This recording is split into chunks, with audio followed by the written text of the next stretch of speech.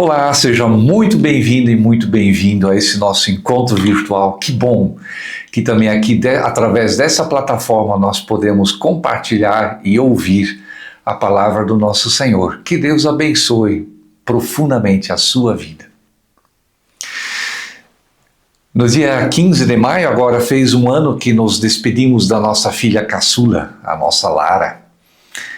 Ela havia se inscrito para um projeto de au pair na Alemanha e olha só, foi aprovada. E eu me lembro bem como foi aquele dia em que eu e a minha esposa Mariane, nós a levamos então ao aeroporto em Curitiba. E não havia como esconder o que se passava em nossos corações. Na realidade, os nossos sentimentos eram, naquele dia, bastante ambíguos, né? Por um lado, havia aquela alegria e orgulho pela nossa filha, pela oportunidade que ela estava tendo de conhecer um novo país, uma nova cultura, novos lugares. Mas, por outro lado, também havia aquela angústia, né? Aquele aperto no coração pelo fato de termos que nos despedir dela e sem saber exatamente como seria, o que significa exatamente ficar longe por um ano, tanto nós dela quanto ela também de nós. E certamente você que me ouve, e talvez você também que é pai e mãe, você conhece muito bem esses sentimentos, que fazem parte da nossa vida.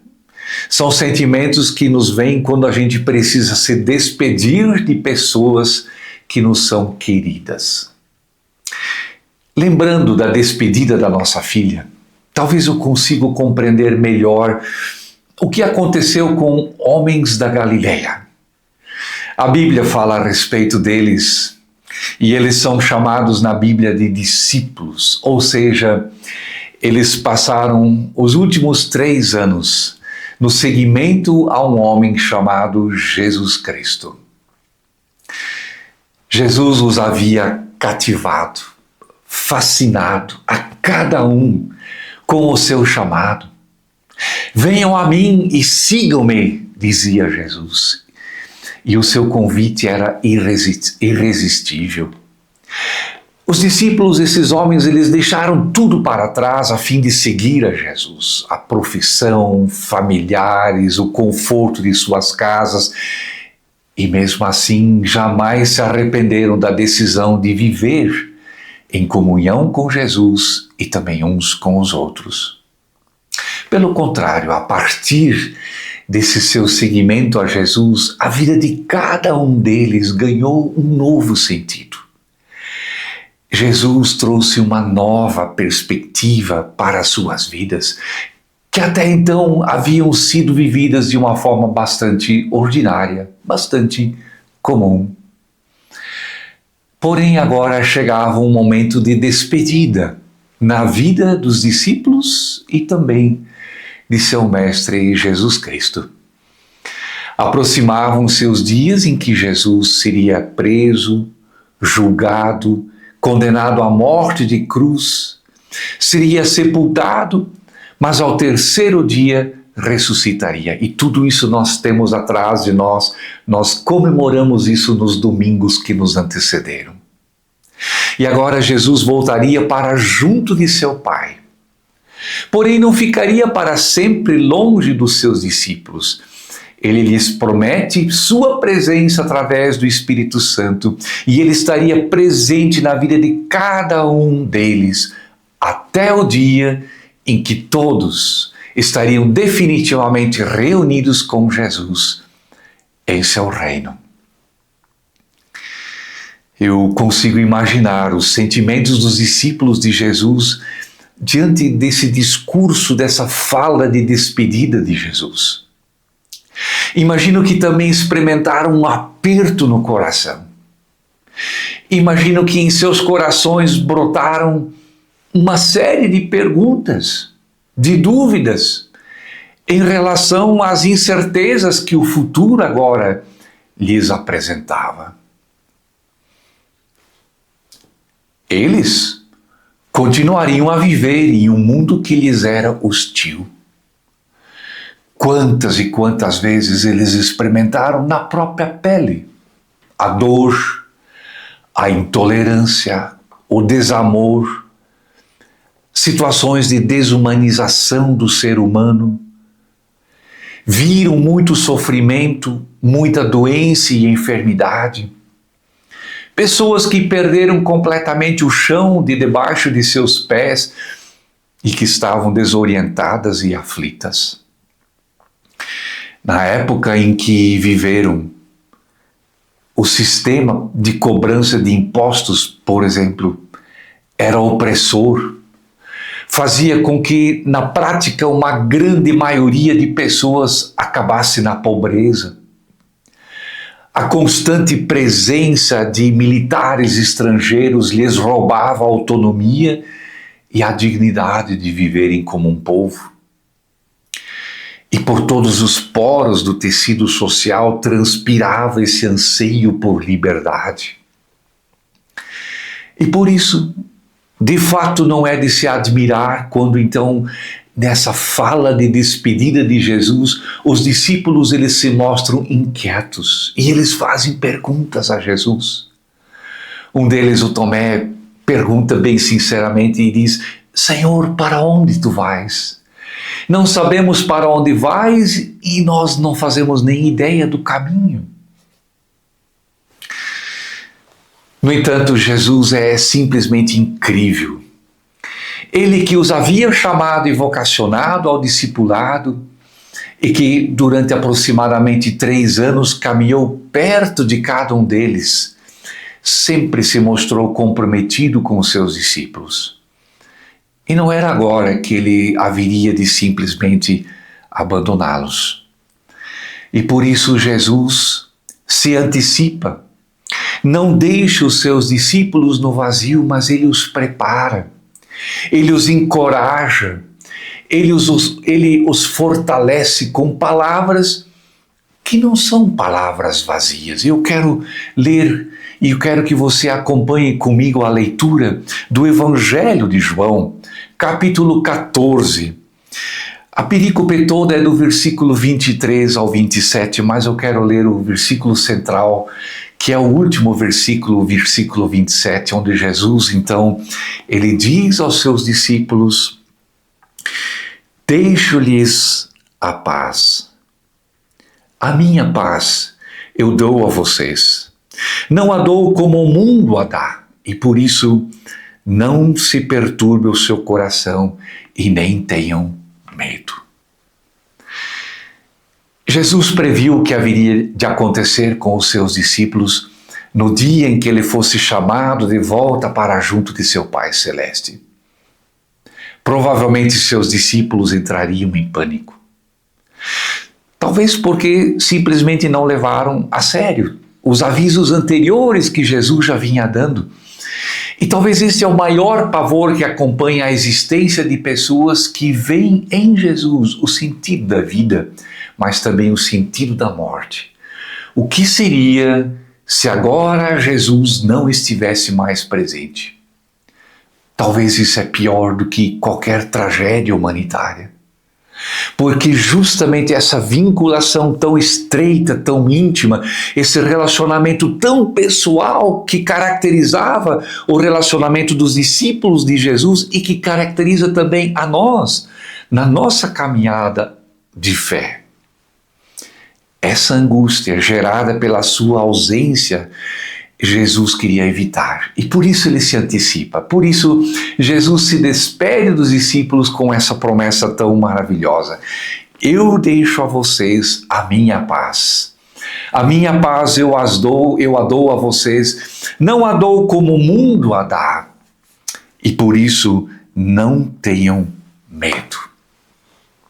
No entanto, talvez a pergunta que está no seu coração e também no meu, quando eu li esse texto: do que é que exatamente Jesus está falando quando ele promete aqui essa paz aos seus discípulos? Não sei se para vocês, mas para mim, essa promessa de paz, ela poderia soar um tanto quanto desgastada nos dias de hoje. O que queremos dizer quando nós falamos de paz? E o que é que Jesus quis dizer quando ele prometeu a sua paz? Para um mundo e também para pessoas carentes e necessitadas de paz, o que é que significam essas palavras de Jesus? Queria que você percebesse que o nosso mundo, no qual nós vivemos, sim, ele também conhece uma paz. Não é verdade dizer que o nosso mundo seja tão miserável e tão ruim a ponto de não haver nenhuma iniciativa para promover a paz. Pelo contrário. E também na época de Jesus, por exemplo, no antigo mundo grego, se falava muito a respeito da paz. Os gregos gostavam de falar da paz e eles se referiam à paz como a um estado de quietude, um estado de bem-estar consigo mesmo e com os outros. E por isso no panteão dos deuses gregos havia uma deusa, a deusa da paz, chamada Irene. Observe a imagem que está aqui junto comigo na tela projetada.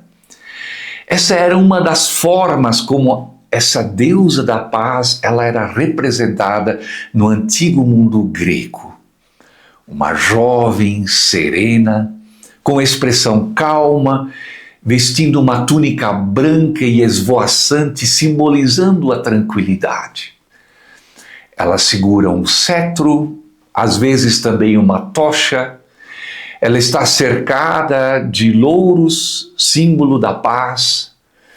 Carrega também, aqui uma palavra estranha, uma cornucópia, é essa concha que vocês veem na imagem. Normalmente ela está repleta com diversas frutas e alimentos simbolizando a abundância. E é interessante notar que algumas vezes a deusa da paz ela era retratada com um pequeno menino no colo. Quase quando a gente olha essa imagem, nós somos lembrados de Maria com o seu filho Jesus no colo. Porém, a criança que a deusa Irene traz nos seus braços era, na verdade, o filho de Plutos. Na mitologia grega, Plutos é o deus da prosperidade, da riqueza, do dinheiro. Portanto, para os gregos, paz era sinônimo de tempos de prosperidade. É tempo de ganhar dinheiro, de enriquecer.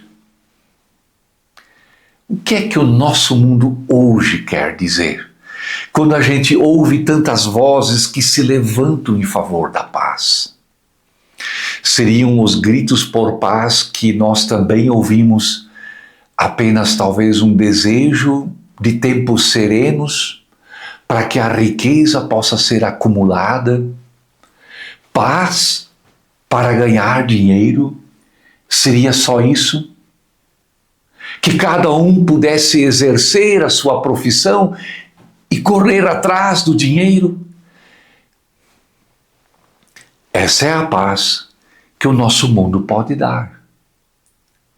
Seria esta a paz que Jesus promete aos seus discípulos quando ele diz: eu lhes dou a paz, a minha paz a dou, não como o mundo a dá.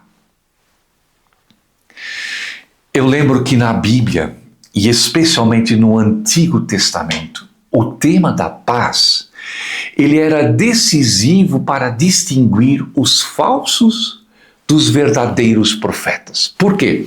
Porque os falsos profetas, eles anunciavam uma paz que reforçava o status quo das pessoas da época. Os falsos profetas diziam paz, paz, paz. E na realidade não havia paz. E os verdadeiros profetas, em meio à prosperidade, em meio à riqueza, quando tudo estava bem, eles precisavam anunciar ao povo que não estava tudo certo. E frequentemente a sua mensagem era tudo menos agradável. Os verdadeiros profetas se levantavam contra essa farsa, essa falsa paz vivida pelo povo, e era um protesto deles contra essa paz de fachada. E eu entendo que é exatamente esse tipo de anúncio que os profetas do Antigo Testamento já faziam, que também Jesus profere aqui. Ele promete e ele anuncia a sua paz aos discípulos, não como a paz deste mundo. Ou seja, como uma paz que contesta, como uma paz que desfaz as nossas ilusões. A criança de quem os anjos falaram por ocasião do nascimento de Jesus não é o filho de Plutus. O menino Jesus não representa o desejo humano por prosperidade e riqueza.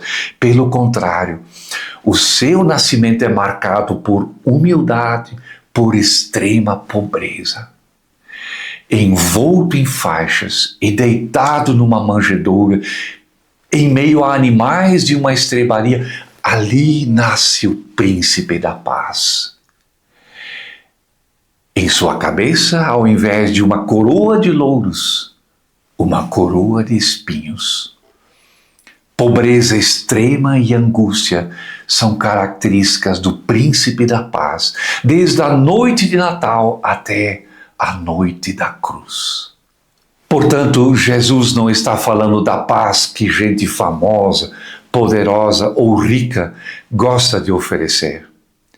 Ele fala da paz aos pobres, aos desprezados, aos marginalizados. Jesus fala de uma paz que é concedida àqueles que já perderam a sua última folha de louro. Pessoas que não têm mais nada do que se orgulhar. São pecadores miseráveis, necessitados da graça de Deus. São pessoas sobrecarregadas pela culpa, de coração contrito. E é dessa paz que Jesus está falando. Uma paz que alcança os que nada mais têm a oferecer. Essa é a herança que Jesus deixa aos seus discípulos. A paz que este mundo é capaz de oferecer sempre é limitada. Por meio de boas leis, de um sistema de justiça justo, o mundo é capaz de conter o mal. Mas ele não é mais do que talvez a gente poderia ilustrar com o trabalho de bombeiros diante de um incêndio fora de controle. Eles atuam então apenas para conter os danos, para que o fogo não se espalhe de forma catastrófica. Porém, a paz última e definitiva, que abrange a totalidade da vida humana, só pode ser concedida por alguém capaz de estabelecer paz entre céu e terra. Toda paz que desconsidera essa reconciliação será sempre fragmentada e de curta duração. Quando Jesus na cruz proclama "está consumado", isso então significa que naquele momento ele estabelece uma ponte entre o céu e a terra. Deus e o mundo estão reconciliados. Amém.